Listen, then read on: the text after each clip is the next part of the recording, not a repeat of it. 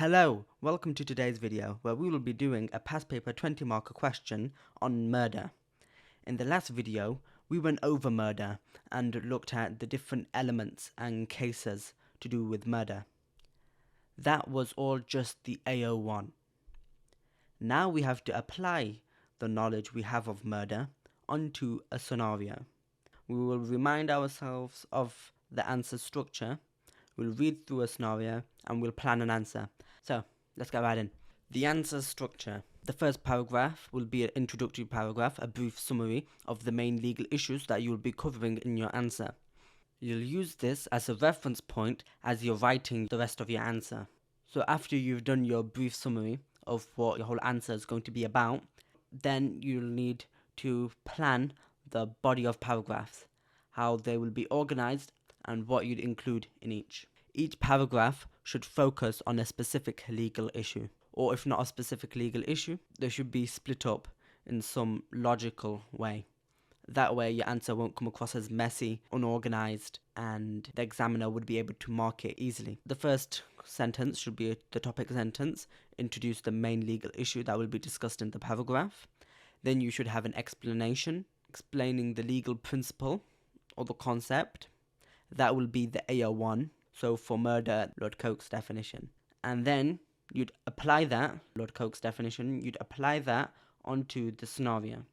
And that would be your AO2 mark. Then, if you have any counter arguments, or you want to expand on your application, the AO2, then that would be more evaluation marks. There are 12 marks for AO2 and only 8 marks for AO1. Try to make sure you get as many AO2 marks as possible. Now, it's not a strict rule, you don't have to follow this. Each paragraph doesn't have to follow this fashion, but it makes your answer consistent and organized so the examiner would be able to read it easily, skim through it easily, find your marks, and quickly mark your paper. Finally, the conclusion should summarize all the main arguments you've made in the body of paragraph. And what I like to do is end with a strong AO2, a strong evaluation of it all. And I explain that evaluation, and so I end with 2 more AO2 marks. So try and get those AO2 marks as and when you can. Let's look at the scenario. This is section B. You can either choose part 1 or part 2. This is part 1. And this is the second scenario in part 1. There's another scenario, I've cut that one out. And then this is the 6th question. And it's worth 20 marks. Now what most people do is they read the scenario first. They'll read the scenario, they'll find out it's about murder, and they'll get a bit confused. They'll get the general gist of the scenario. They'll get an idea of the scenario and understand it, but they won't know exactly what they were looking for. There's so much information in the scenario, but you need to know exactly what you're looking for. But then when you get to the question, it'll say, advise whether Kareem has the required mens rea to convict him for the deaths of Eve, the ferry passengers, and Charlie. You do not need to discuss the specific crimes. And this changes everything entirely because it shows that you don't need to look at their actus reus. It's just the mens rea. And it's not even just murder. It can be murder, unlawful act manslaughter, or gross negligence manslaughter. And you don't need to discuss the specific crimes. So now that you've read the question, so Kareem is a drug dealer who is owed a lot of money by Eve and Charlie. They both refuse to pay the money back, so he decides to kill them. That's expressed malice, intention to kill, direct intent. When Kareem sees Eve in a supermarket car park, he decides to drive his car straight at her, killing her instantly. That's the actus reus, we don't need to look at that. It's just mens rea. Kareem knows that Charlie is due to travel to France the next day by ferry. He knows. So he plants a bomb on it in order to kill him. Shows intention. However, Charlie is ill on the day of the travel and stays at home. The bomb explodes on the ferry, killing many passengers. Malice is transferred from Charlie to the passengers. Kareem decides to try and frighten Charlie into repaying the money. So here shows his intent again. Decides to frighten He sets fire to the garage at the side of Charlie's house. However, the fire gets out of control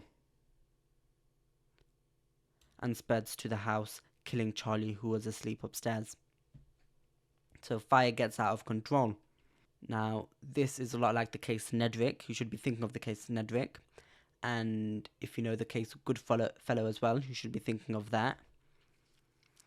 And that would either link to murder through oblique intent, or unlawful act manslaughter through recklessness, as in the case of your Goodfellow.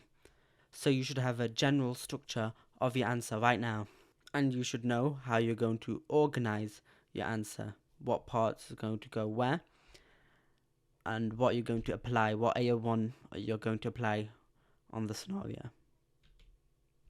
So this is what your plan should generally look like inside your head right now. You should know how you're going to start. You start with that small summary, and that small summary should show how you're going to organize the rest of your answer. That's what I like to do, and I'll always refer back to that summary so I know how I'm going to organize my answer. And then after the summary, I'd write Lord Coke's definition, and you'd use the case DPP v Smith for the mens rea, expressed or implied malice. And then you should know how you're going to apply all of this onto the scenario. You'd say that Kareem would have to satisfy all of these conditions, these criterias, in order to satisfy the mens rea of murder. And then after that, you'd have direct intent against Eve. You should know the case Mohan, Maloney, and that the intention needs to be to kill or do GBH. And then you'd reference the part of the scenario where it says that Kareem decides to kill them. And then there's also the transferred malice. You should know the cases Latimer and Pemblishon. And then how the malice is transferred from Charlie to the passengers. You look for that part of the scenario. And then finally, oblique intent. That's Nedrick, Woolen, and recklessness for unlawful act manslaughter, and you'd use the case Goodfellow. So for Charlie, you'd use part of the scenario, decides to frighten, no intention to kill or do GBH, therefore it's not direct intent, therefore no murder. He sets fire to the garage, and fire gets out of control.